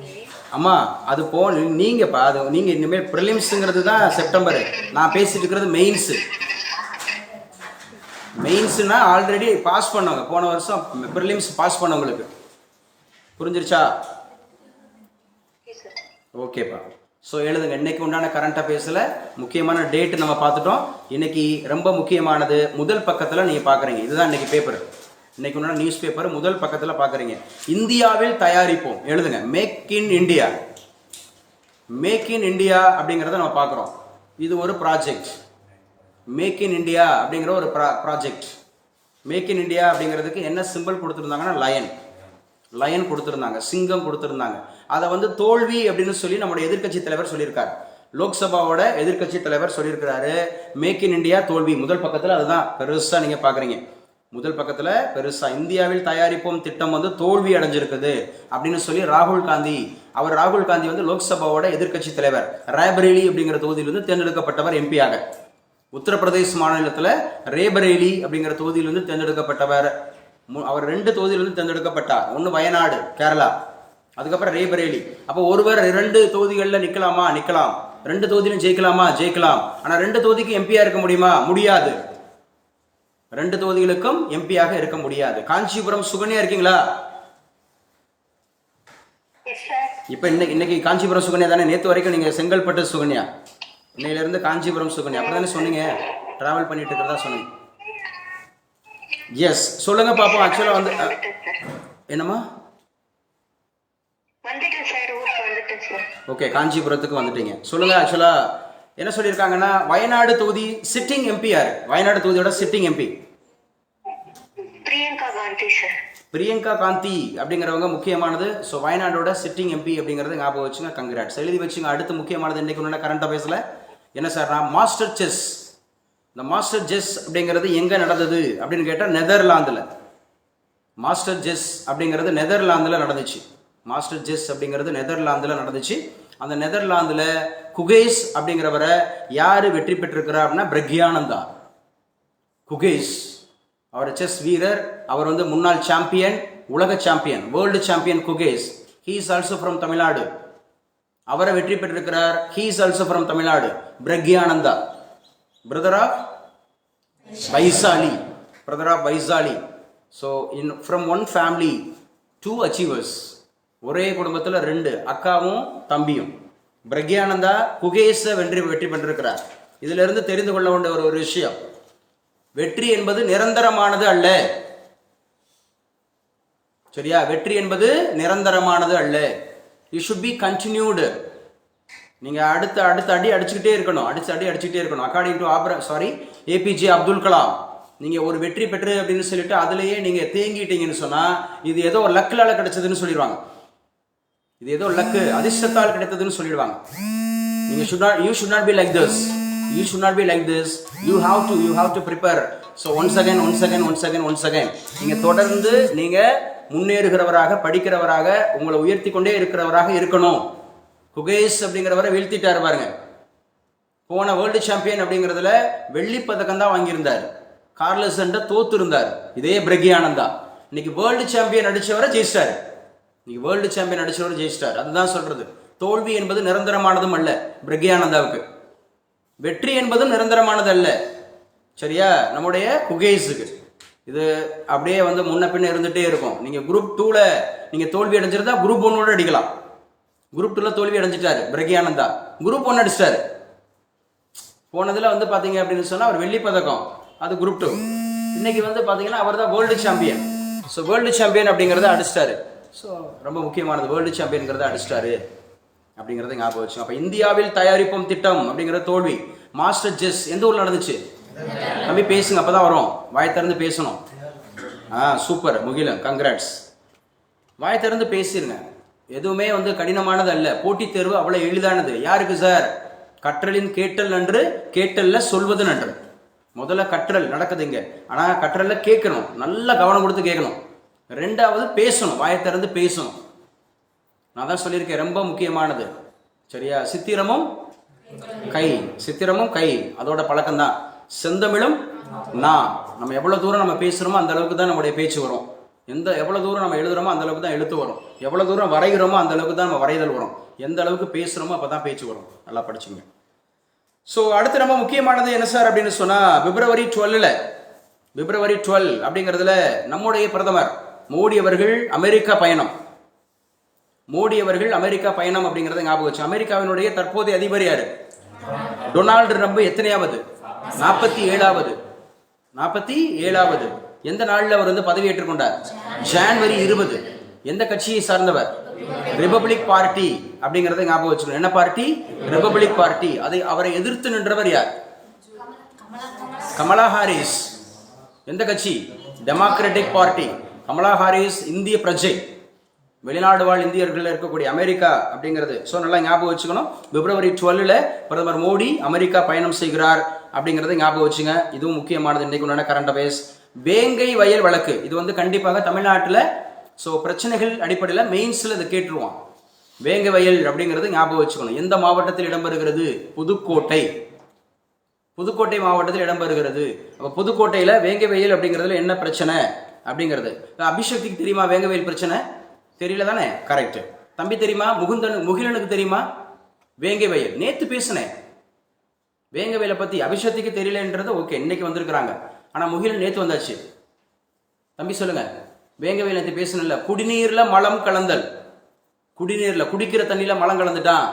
நேற்று பேசணுமா இல்லையா? வேங்கை வயல் பிரச்சனை அப்படிங்கிறது பேசணும். புதுக்கோட்டை மாவட்டம் குடிநீர்ல மலம் அப்படிங்கிறது கலந்தாச்சு, மனித கழிவுகளை சேர்த்துட்டாங்க, அந்த பிரச்சனை. குற்றவியல் நடுவர் மன்றத்துக்கு மாற்றமா? விடுதலை சிறுத்தைகள் கட்சி அப்படிங்கிறது வந்து சிபிசிஐடி அதை விசாரிக்கணும்னு சொல்லிட்டு கோர்ட்ல ஒரு கேஸ் போட்டிருந்தாங்க. அதெல்லாம் விசாரிக்க முடியாதுங்கன்னு சொல்லிட்டு குற்றவியல் நடுவர், கிரைம் அப்படிங்கிற மாதிரி நடுவர் நீதிமன்றம்னு சொல்றாங்கல்ல, மேஜிஸ்ட்ரேட், அந்த மாதிரி இருக்கிறது. அவங்களை கொண்டு வந்து மாத்திட்டாங்க அப்படின்றத சொல்லியிருக்காங்க. இங்க நீங்க பாக்குறீங்க இந்த அம்மா யாரு? ஏடிஜிபியா, அவங்களுக்கே பிரச்சனை. ADGP, what's expansion of ADGP? DGP என்னப்பா? Director general of police. Who is at present DGP of India? Tamil Nadu Shankar Jiwal. நல்லா பேசுங்க. சங்கர் சிவால் அவர் தான் நமக்கு டிஜிபி. அப்ப ஏடிஜிபி அப்படிங்கறத ஞாபகம் வச்சுக்கணும். அடிஷனல். ஏனது? அடிஷனல்னா கூடுதல். டிஜிபியா இருக்கக்கூடிய பெண் ஏடிஜிபி. அவங்களுக்கு என்ன பண்ணா கொலை சதி புகார், அவங்கள மர்டர் பண்ணிடுவேன் அப்படின்னு சொல்லி மிரட்டி இருக்காங்க ஏடிஜிபிக்கே. ஸோ டிஜிபி அலுவலகம் மறுப்பு. இல்லைங்க அப்படிலாம் இல்லை. யாருமா அந்த அம்மா? அந்த அம்மா பேர் வந்து கல்பனா நாயக். எழுதி வச்சுங்க. கல்பனா நாயக் அப்படிங்கிறது ஞாபகம் வச்சுங்க. அவங்கள தான் கொலை மிரட்டல் விட்டுருக்குறாங்க ஏடிஜிபி அப்படிங்கிறது. ஸோ இது யாரு சொல்லியிருக்கிறா? ஏடிஜிபி. இவங்க எதில் இருக்கிறாங்கன்னா டிஎன்யூஎஸ்ஆர்பியில் இருக்காங்க. எக்ஸாம்பிள் இது கேட்டுருவான், எக்ஸ்பான்ஷன் கேட்டுருவான். டிஎன்யூஎஸ்ஆர்பி அப்படின்னா Tamil Nadu uniform service board. Tamil Nadu uniform service board, அதான் நமக்கு டிஎன்யூஎஸ்ஆர்பி.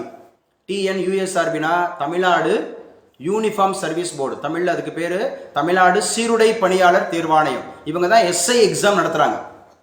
இவங்க தான் தீயணைப்பு துறைக்கு எக்ஸாம் நடத்துறாங்க.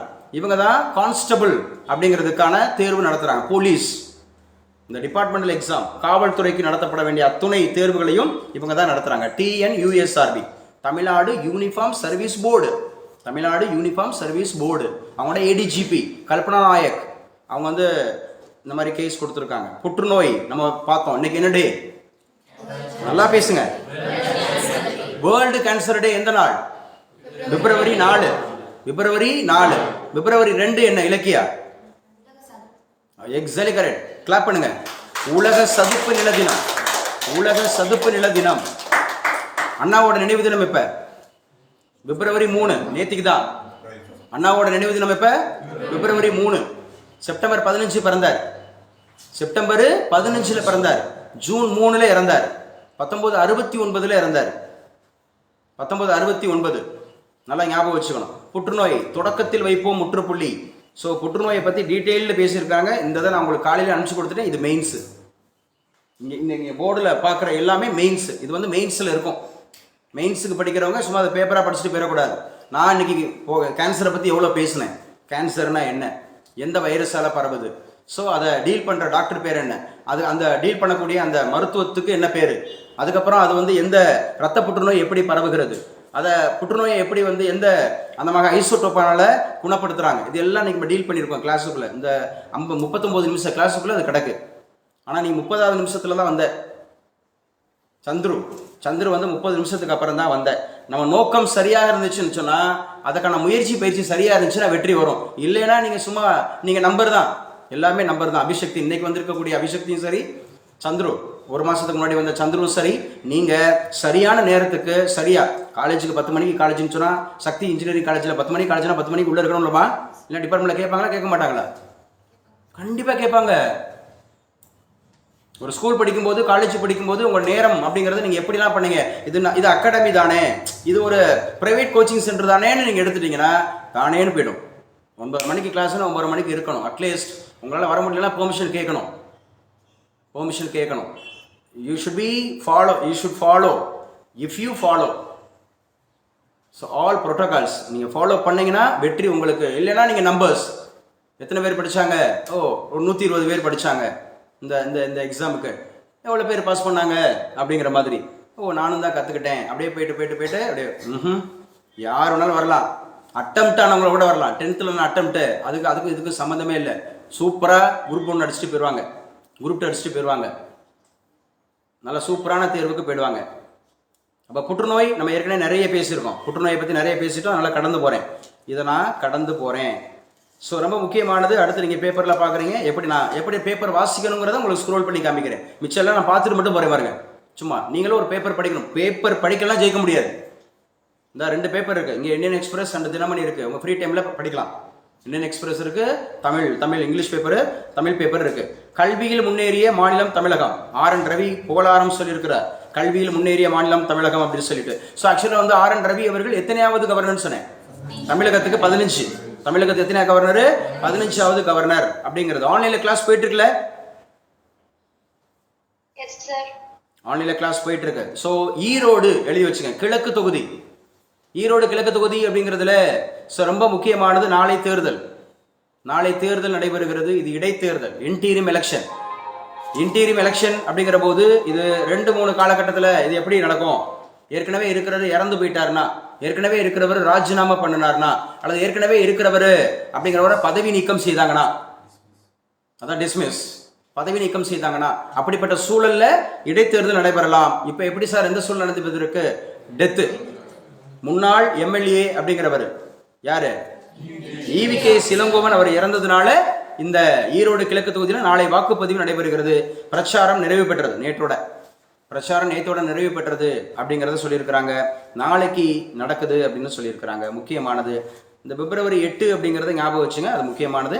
தமிழகத்தில் போராட்டம் அப்படிங்கிறது தமிழக அரசு நடத்துது. எதுக்கு சார்? பட்ஜெட் அப்படிங்கிறதுல தமிழகம் புறக்கணிக்கப்பட்டிருக்கிறது, மக்கள் புறக்கணிக்கப்பட்டிருக்கிறார்கள் அப்படின்னு சொல்லி பண்ணியிருக்கிறாங்க. ஸோ இது ரொம்ப முக்கியமானது இன்னைக்கு உண்டான கரண்ட் அஃபேர்ஸில். வேற என்ன சார் இன்னைக்கு கரண்ட் அஃபேர்ஸ்? நம்பிக்கை தருகிறது. இன்னைக்கு ஒரு கட்டுரை, இந்த கட்டுரை பக்கம் எப்பவுமே படிக்கணுங்க. நீ போர்டில் பார்க்குற இந்த கட்டுரை பக்கம் தினமணியாக இருந்தாலும் சரி, இந்த ஹிந்து அப்படிங்கிற பேப்பராக இருந்தாலும் சரி, எடிட்டோரியல் பார்ட் வந்து மஸ்ட்டுங்க. Editorial part must. அதை கடந்துட்டு போயிடக்கூடாது. நான் வந்து ஆஃபீஸர் ஆகணுன்றவங்களுக்கு நான் பேசுகிறேன். குரூப் 1 அதிகாரி ஆகணும், ஒரு குரூப் 2 அதிகாரி ஆகணும், நான் வந்து ஒரு யூபிஎஸ்சியில் ஒரு அதிகாரி ஆகணும், நான் ப்ரிலிம்ஸ் மெயின்ஸ் இன்டர்வியூவில் நான் ஜோபிக்கணும், நல்லா ஜொலிக்கணும் அப்படின்னு ஆசைப்படுறவங்க மஸ்ட்டுங்க.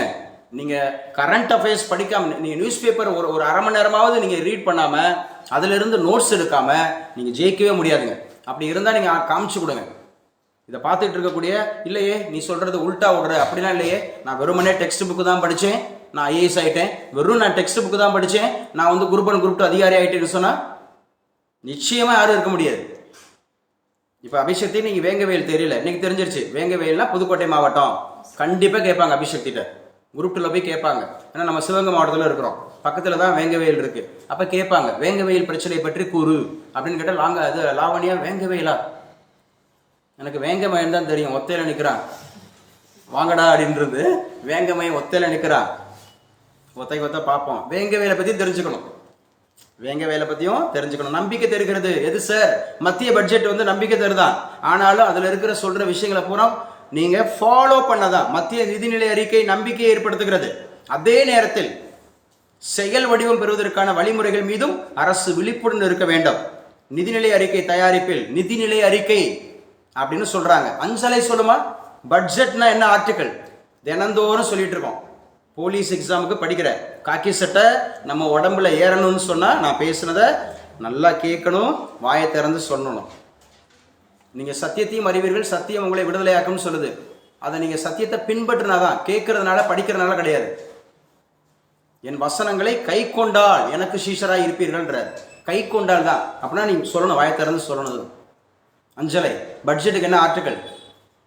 முந்தானத்து கூட சொன்னேன், 31ஆம் தேதி அப்படிங்கிறது அந்த கூட்டம் நடைபெற்றது. 1ஆம் தேதி பட்ஜெட் போட்டுட்டாங்க. 8வது முறையா பட்ஜெட் தாக்கல் பண்ணாங்க. பட்ஜெட்னாவே ஆர்டிகல் 112. அடுத்த முறை அஞ்சலை சொல்லணும். சாதாரணம் முகுந்தன் சொல்லப்பா பட்ஜெட் என்ன ஆர்டிகல் என்ன? முகுந்தன் சாரி சந்துரு 112. சந்துரு கமிட்டி எதோட சம்பந்தப்பட்டது? சமீபத்தில் ரெகானா இருக்கியாமா? ரெகானா தான் சேலம் போயிடுச்சா? ஸ்கூல் இன்ஃப்ராஸ்ட்ரக்சரா?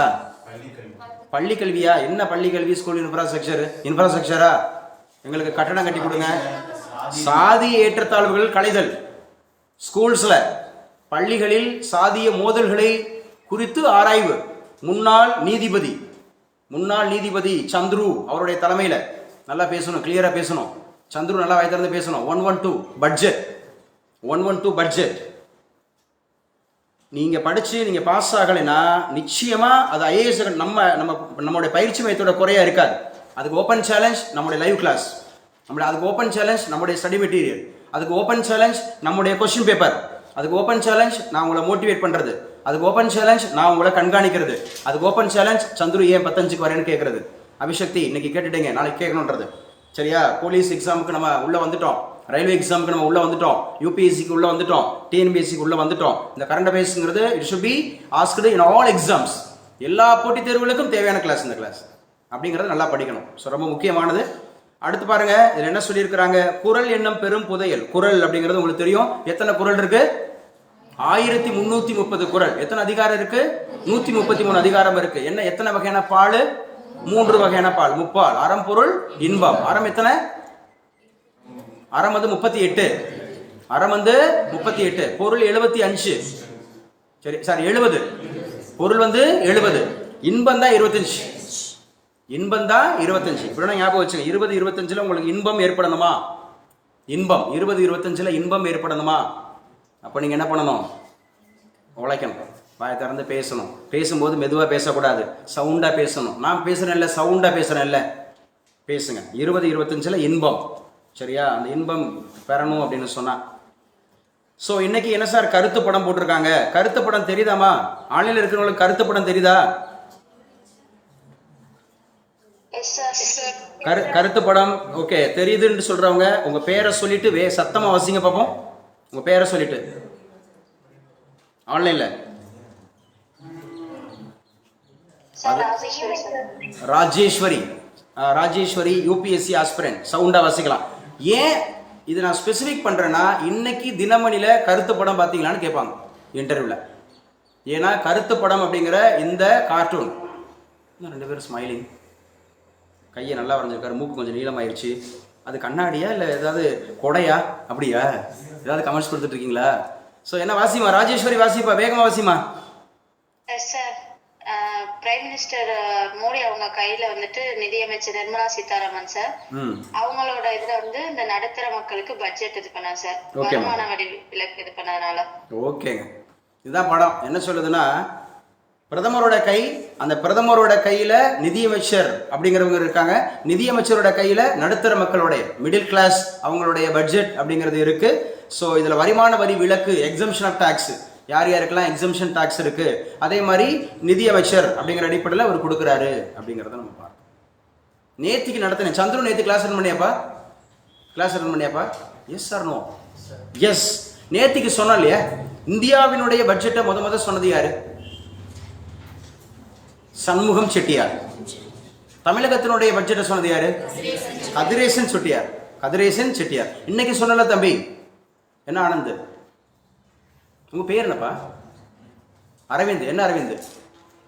பொன் அரவிந்த். இன்னைக்கு சொல்லல பட்ஜெட்டோட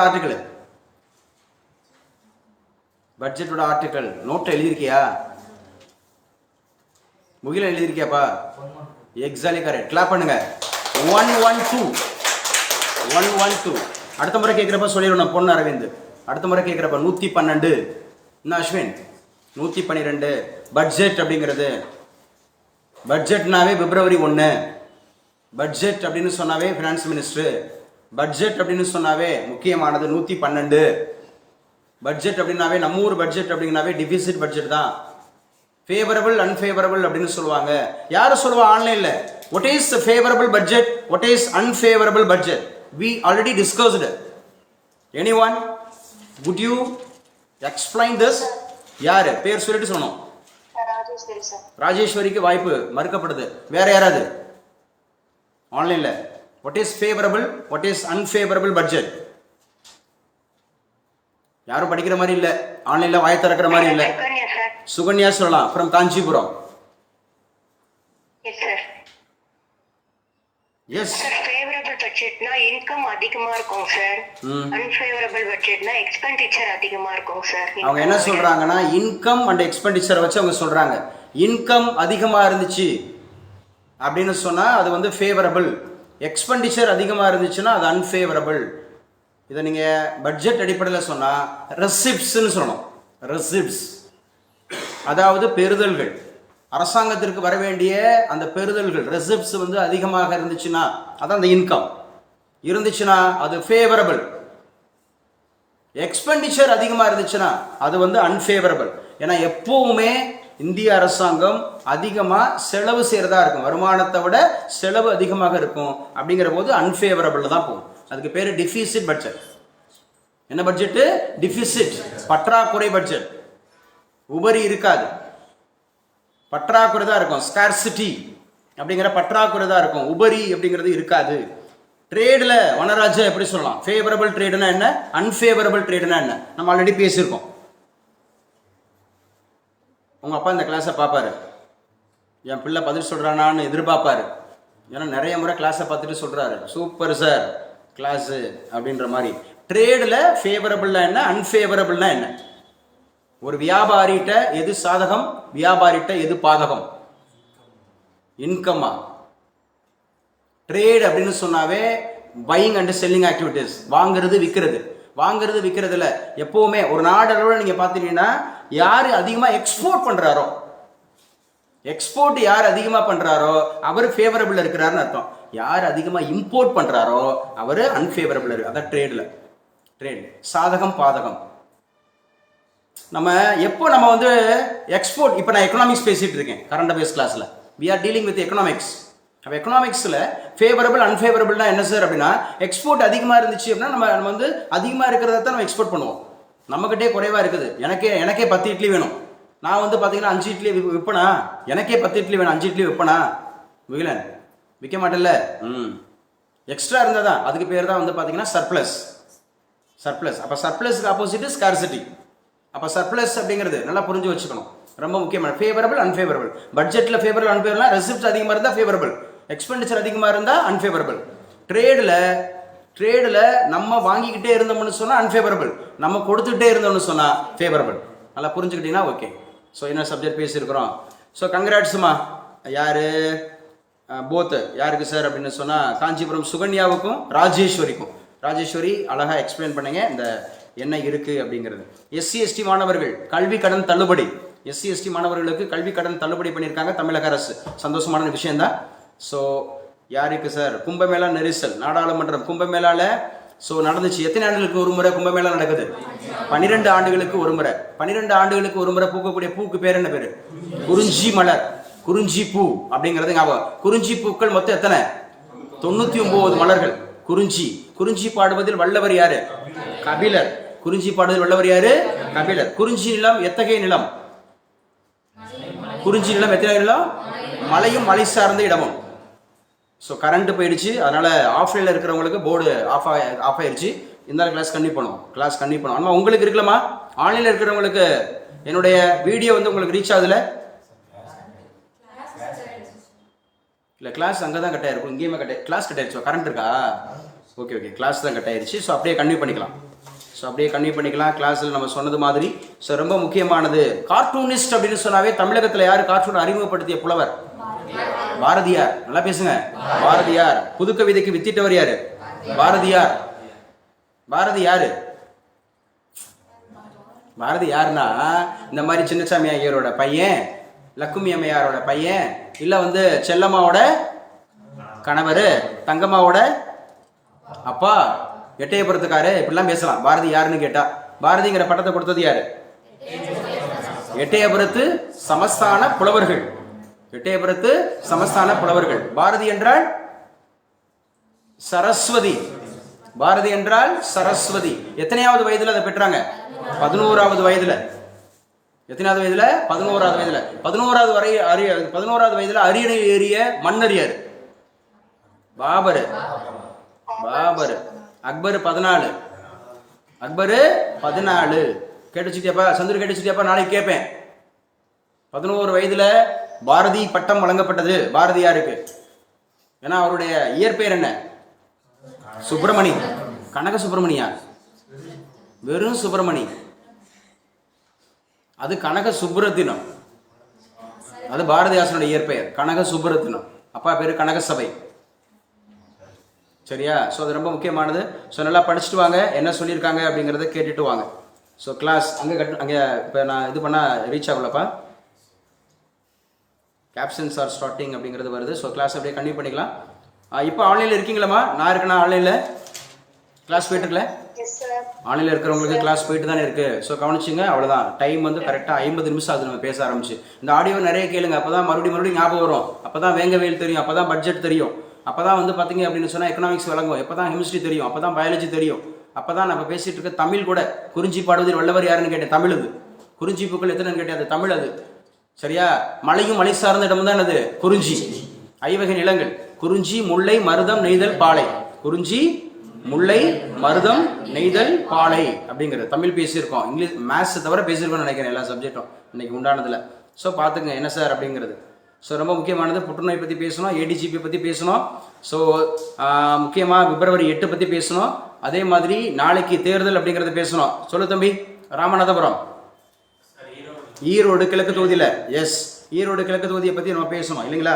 ஸோ ரொம்ப முக்கியமானது அப்படிங்கிறத பார்க்கலாம். இது எப்படி நான் பேப்பரில் நம்ம படித்ததெல்லாம் நம்ம உங்கள்கிட்ட காமிச்சிட்டு இருக்கேன். ஆன்லைனில் கிளாஸ் போயிட்டு இருக்கா இல்லை நான் ஸ்க்ரால் பண்ண கிளாஸ் கட் ஆயிடுச்சா? சார் இருக்கும் சார். இருக்கோம் சார். யாருப்பா அந்த இருக்கோம் சார்? யாரு? Nagalakshmi sir. Nagalakshmi. Okay. So அப்படியே கவனிச்சுட்டு வாங்க. இப்போ கிளாஸில் நம்ம என்ன சார் அப்படின்னா ஜிஎஸ்டி எழுதுங்க. ஜிஎஸ்டி கொஞ்சம் குயிக் எழுதுங்க, வேகமாக எழுதுங்க. ஜிஎஸ்டி விகிதங்கள் அப்படிங்கிறது ஜிஎஸ்டியோட ப்ரொபோர்ஷன் மாநிலங்களுடன் கலந்து ஆலோசித்து விரைவில் மாற்றம் செய்யப்படும் சொல்லிட்டு அதோட ஃபினான்சியல் செக்ரட்டரி சொல்லியிருக்காரு. யாருங்க? நம்ம இந்தியாவினுடைய ஃபினான்சியல் செக்ரட்டரி. எழுதி வச்சுங்க. நம்ம இந்தியாவினுடைய ஃபினான்சியல் செக்ரட்டரி யாரு அப்படின்னு கேட்டா அகின் காந்த பாண்டே. அகின் காந்த பாண்டே இவர் தான் ஃபினான்சியல் செக்ரட்டரி சென்ட்ரல் கவர்மெண்ட்டுக்கு. சென்ட்ரல் கவர்மெண்ட்டுக்கு ஃபினான்சியல் செக்ரட்டரியா இருக்கிறவர் யாரு? சென்ட்ரல் கவர்மெண்ட்டுக்கு ஃபினான்சியல் செக்ரட்டரியா இருக்கிறவர் அகின் காந்த பாண்டே. இந்த அகின் காந்த பாண்டேவை எப்போ கேட்டாலும் சொல்லணும். Who is represent financial secretary of India அப்படின்னு கேட்டாங்கன்னா அகின் காந்த பாண்டே அவர் தான் சொல்லியிருக்காரு. ஜிஎஸ்டி கேள்வி கேட்கலாம் சார். ஜிஎஸ்டி பத்தி என்கிட்ட கேள்வி கேளுங்க, தெரிஞ்சா சொல்றேன், தெரியலன்னா தெரிஞ்சுக்கிறேன். ஆன்லைன் ஃபர்ஸ்ட் ஆன்லைன் கொஞ்சம் குயிக்கா. ஹரிகிருஷ்ணன் சிவகங்கா ஆன் பண்ணிக்கலாம். ஹரிகிருஷ்ணன். ஓகே ஹரிகிருஷ்ணன் சொல்லுங்க. GST what's expansion of GST? Goods and services tax, sir. Super. Goods and services tax. Mugilan பார்த்துக்கணும். பொன் அரவிந்த் பார்த்துக்கணும். உங்கூர்கார பையன் தான் பேசுகிறான் பாருங்க. சொன்னோன்னா டக்குன்னு எடுக்கிறா பாருங்க. ஹரிகிருஷ்ணன் நான் சொல்கிறேன் சார், உங்களோட சின்ன பையன் தான், இன்னும் டிகிரியை முடிக்கல. உங்களோட சின்ன பையன் தான், இன்னும் டிகிரி முடிக்கல தம்பி. செகண்ட் இயரா தேர்ட் இயரா? தேர்ட் இயர் படிக்கக்கூடிய தம்பி உங்களுக்கு முன்னாடி ஆன்சர் பண்ணுறதுக்கு ரெடியாக இருக்கிறார், சொல்லிட்டார். ஜிஎஸ்டி அப்படிங்கிறத அறிமுகப்படுத்திய முதல் நாடு இது தம்பி. பிரான்ஸ். எந்த வருஷம் ஜிஎஸ்டி அறிமுகப்படுத்துச்சு? இங்கே பாருங்க 1954. ஜிஎஸ்டி அப்படிங்கிறது எந்த நாட்டை நம்ம ஃபாலோ பண்றோம்? கனடா அப்படிங்கிறத நம்ம ஃபாலோ பண்றோம். கனடா அப்படிங்கிற நாட்டுக்கும் மெக்சிகோ அப்படிங்கிற நாட்டுக்கும் நேற்று எந்த நாடு ஒரு முக்கியமான விஷயத்தை சொல்லுச்சு? யுஎஸ்ஏ. அமெரிக்காவோட அதிபர் சொல்லியிருந்தார் கனடா அப்படிங்கிறதுக்கு 25%. சரியா? 25% அப்படிங்கிறது இறக்குமதி வரி. இறக்குமதி வரி இம்போர்ட் டேக்ஸ் அப்படிங்கிறத நாங்கள் லிவி பண்ணுவோம் அப்படின்ற மாதிரி சொல்லியிருந்தார். ஓகே, ஜிஎஸ்டி அப்படிங்கிறது நம்ம ஊரில் அதிகபட்சமாக எத்தனை பர்சன்டேஜ் இருக்குது தம்பி? 28%. அப்போ எந்த ஊரில் குறைவாக வசூலிக்குது ஜிஎஸ்டி?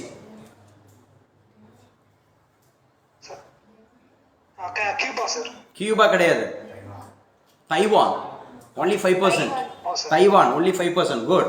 எங்க சொல்லுங்க பாப்போம், ஜிஎஸ்டி அப்படிங்கிறது இந்தியாவில் எத்தனை அந்தமாக இருக்கக்கூடிய கிளாசிபிகேஷனா எத்தனை டைமென்ஷன்ல வாங்குறாங்க? 4 types. What are they? Central GST, Central GST, State GST, UT GST, UT and integrated. UT and integrated அப்படிங்கிறது ஞாபகம் வச்சுக்கணும். ஜிஎஸ்டி பத்தி சொல்லக்கூடிய ஆர்டிகல் என்ன தம்பி? 273 sir. 273 sir. இல்ல 9. 279. 279 அப்படிங்கறத ஞாபகம் வச்சுக்கணும். ஜிஎஸ்டி ரொம்ப முக்கியமானது. ஜிஎஸ்டி கவுன்சிலோட தலைவர் யாருப்பா? Finance minister Nirmala Sitharaman. எத்தனையாவது ஜிஎஸ்டி கவுன்சில் கூட்டம் எங்கு நடைபெற்றது? எத்தனையாவது எங்கு? 53rd sir, டெல்லியில சார். 53 அப்படிங்கிறது அது லாஸ்ட் நடந்தது டெல்லியில. இப்ப ரீசெண்டா நடந்தது ஜெய்சால்மர் ராஜஸ்தான்ல. டெல்லியில நடந்தது போன வருஷம். ஜெய்சால்மர் ராஜஸ்தான்ல நடந்துச்சு. Please clapper hands. கங்க்ராட்ஸ் தம்பி, கங்க்ராட்ஸ். அப்புறம் பேர் நான் யாராவது சொல்றீங்கன்னா நான் எடுக்கணும், அப்பதான் பாஸ் பண்ண முடியும். வேடிக்கை பார்க்குறவங்க பாஸ் பண்ண முடியாது. சொல்லுமா. சிவசக்தி, சிவப்பிரியா, சாரி, துஹின் காந்த பாண்டே. ஓகே, எழுதி வச்சுங்கப்பா. நம்முடைய இவருக்கு யாரு அப்படின்னு கேட்டா துஹின் காந்த பாண்டே. நான் என்ன சொல்லிட்டேன்? அகின்னு சொல்லிட்டேனா? துஹின் காந்த பாண்டே அவர் தான் நமக்கு ஃபினான்ஷியல் செக்ரட்டரி ஆஃப் இந்தியா. அப்ப ரூபாய் மதிப்பு வீழ்ச்சி. நேத்திக்கு ஒரு பினான்ஸ் மினிஸ்டரோட பேரில் தான் முத ரூபாயினோட மதிப்பு குறைக்கப்பட்டதாக சொன்னேன். அந்த பினான்ஸ் மினிஸ்டரோட பேரு என்ன? John Mathai. Exactly correct. Please clapper hands. John Mathai. 1949 தான் ஜான் மத்தாய் அப்படிங்கறது ஞாபகம் வச்சுக்கணும். அமெரிக்க டாலருக்கு நிகரான இந்திய ரூபாயோட மதிப்பு 67 காசுல சரிந்திருக்கான். 67 காசு சரிஞ்சிருக்குது அப்படின்னு சொல்றாங்க. 67 காசு சரிஞ்சிருக்குது. ஸோ இது முக்கியமானது. இன்னைக்கு உண்டான கரண்ட் அஃபேர்ஸ் அப்படிங்கறத ஞாபகம் வச்சுங்க, முக்கியமானது. மகா கும்பமேளா பார்த்துட்டோம். வேலூர் நெய்வேலியில விரைவில் விமான நிலையம் எழுதி வச்சுங்க. தமிழகத்துல 2 விமான நிலையங்கள் புதிதாக எஸ்டாப்ளிஷ்மெண்ட் ஆகுது. ஒன்னு வேலூர், ரெண்டாவது நெய்வேலி. நம்ம ஆல்ரெடி ஐஎன்எம் படிச்சிருக்கோம். வேலூர் புரட்சி எந்த ஆண்டு? 1806 ஜூலை 10. நல்லா பேசுங்க. 1806 ஜூலை 10. 1806 ஜூலை 10. இதுதான் முதல் தென்னிந்திய புரட்சி அப்படிங்கறத ஞாபகம் வச்சுக்கணும். 1806 ஜூலை 10. அதுக்கப்புறம் தான் 1854, 1857 மே 10. 1857 மே 10. ஸோ ரெண்டாவது நிகழ்வு அப்படிங்கறத ஞாபகம் வச்சுக்கணும். ஐஎன்எம் முக்கியமானது. ஸோ யார் சொல்லியிருக்கிறா அப்படின்னு சொல்லி பார்த்தீங்கன்னா, வேலூர் நெய்வேலியில விரைவில் விமான நிலையம். விமானத்துறை அமைச்சர் சொல்லியிருக்கிறார், இணையமைச்சர் சொல்லியிருக்கார் முரளிதர் மொஹேல் அப்படிங்கிறவர் சொல்லியிருக்கிறார். ஸோ முக்கியமானது. கனிமொழி சோமு அப்படிங்கிறவங்களும் கேள்வி கேட்டிருக்கிறாங்க, அதுக்கப்புறம் பதில் சொல்லியிருக்கிறாரு. ஸோ வேலூர்ல, நெய்வேலி அப்படின்னு சொன்னாவே எந்த மாவட்டத்தில் வருது? கடலூர் மாவட்டத்தில் வருது. என்எல்சி அப்படிங்கிறது எந்த மாவட்டத்தில் தான் இருக்கு? கடலூர் மாவட்டம், நெய்வேலியில தான் இருக்கு. ஸோ நல்லா ஞாபகம் வச்சுக்கணும். அந்த நெய்வேலி, அந்த என்எல்சி உருவான ஆண்டு இது 1956. 1956 யார் முதலமைச்சர்? காமராஜர். எப்ப இருந்த அமைச்சர்? அது முதலமைச்சர். 54 to 63. 9 ஆண்டுகள். 1954 to 63 வரைக்கும் அவர் முதலமைச்சராக இருந்தார் அப்படிங்கறத ஞாபகம் வச்சுக்கணும். கடந்த ஆண்டு 728 விமானங்களுக்கு வெடிகுண்டு மிரட்டல் விட்டுருக்கிறாங்களாம், இது சொல்லப்பட்டிருக்கிறது. ஸோ நம்ம பார்த்துட்டோம். பிரக்யானந்தா முதல் முறை சாம்பியன், வேர்ல்டு சாம்பியனா இருக்கிறார். அதான் நான் சொன்னேன், வெற்றி என்பது நிரந்தரமும் அல்ல, தோல்வி என்பதும் நிரந்தரமும் அல்ல. கண்டினியூட்டி இருந்துட்டே இருக்கணும். கண்டினியூட்டி கன்சிஸ்டன்ட் இருந்துட்டே இருக்கணும். ஜெயிக்கணும். ஸோ தோல்வியை தழுவணும்னா அது நிரந்தரம் அல்ல. அடுத்து வெற்றியை பெறலாம். வெற்றி என்பது நிரந்தரமா அல்ல, தோல்வியை தரலாம். ஆனால் ப்ராக்டிஸ் மேக்ஸ் பர்ஃபெக்ட். ப்ராக்டிஸ் அப்படிங்கிறது எழுதி வச்சுங்க. தேசிய விளையாட்டு போட்டிகள், நேஷனல் கேம் நடந்துட்டு இருக்கு. நேஷனல் கேம் எங்க நடந்துட்டு இருக்கு? டேராடூன், உத்தரகாண்ட்ல நடந்துட்டு இருக்கு. உத்தரகாண்ட்ல எத்தனையாவது நடந்துட்டு இருக்கு? 38. இதெல்லாம் பேசியிருக்கிறோம். ஸோ தேசிய விளையாட்டு போட்டி உத்தரகாண்டில் 38வது தேசிய விளையாட்டு போட்டி நடந்துட்டு இருக்கு. தமிழகத்துக்கு தங்கம்னு சொல்லியிருக்காங்க. இதெல்லாம் நீங்க படிச்சுங்க, உங்களுக்கு வரும். 38வது அப்படிங்கிறது நடந்துட்டு இருக்கு அப்படிங்கிறது ஞாபகம் வச்சு. சஞ்சு ஜாம்சன் எந்த விளையாட்டோடு தொடர்புடையவர்? கிரிக்கெட். சஞ்சு ஜாம்சன் எந்த மாநிலத்தை சார்ந்தவர்? கேரளா. கேரளாவோட முதலமைச்சர் யாரு? பினராயி விஜயன். கேரளாவோட கேபிட்டல் சிட்டி எது? திருவனந்தபுரம். கேரளாவோட கிளாசிக்கல் டான்ஸ் எது?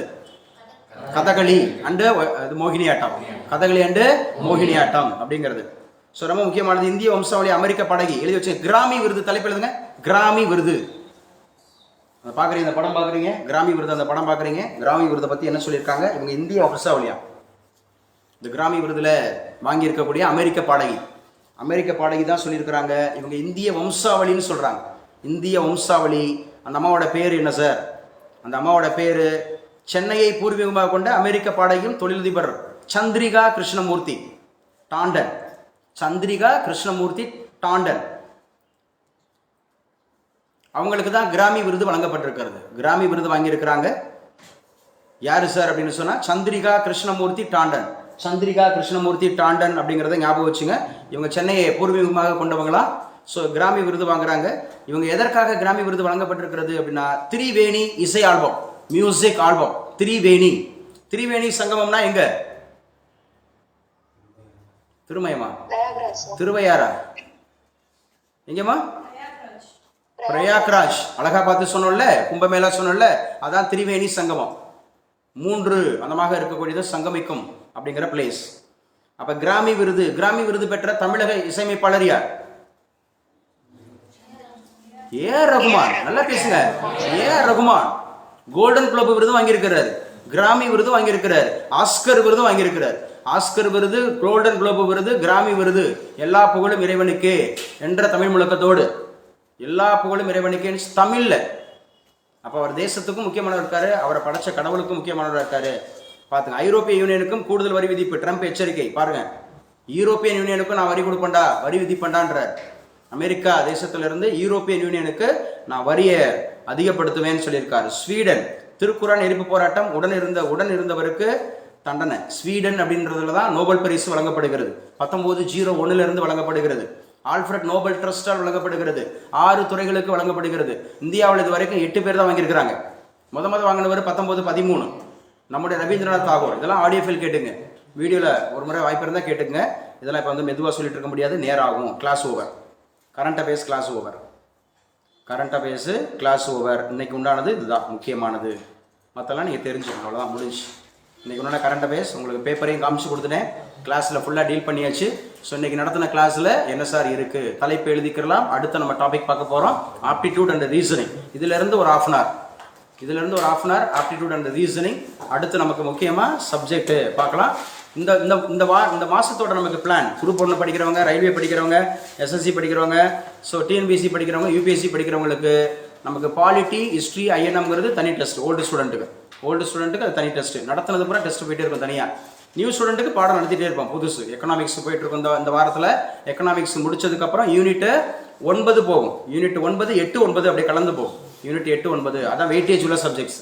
அப்படியே போயிட்டே இருக்கும். ஸோ நமக்கு ரயில்வேக்கு தனியாக உங்களுக்கு தமிழ் கிளாஸ் நடத்தும் போது மட்டும் சயின்ஸ் கிளாஸ் போயிட்டுருக்கோம். மிச்சம் எல்லாம் உங்களுக்கு சேம் தான், நல்லா ஓடிட்டு இருக்கும். ஸோ கிளாஸ் நல்லா கண்டிப்பாக பண்ணிக்கங்க. ஸோ நல்லா படிச்சிருக்கேன் என்ன சொல்லியிருக்காங்க.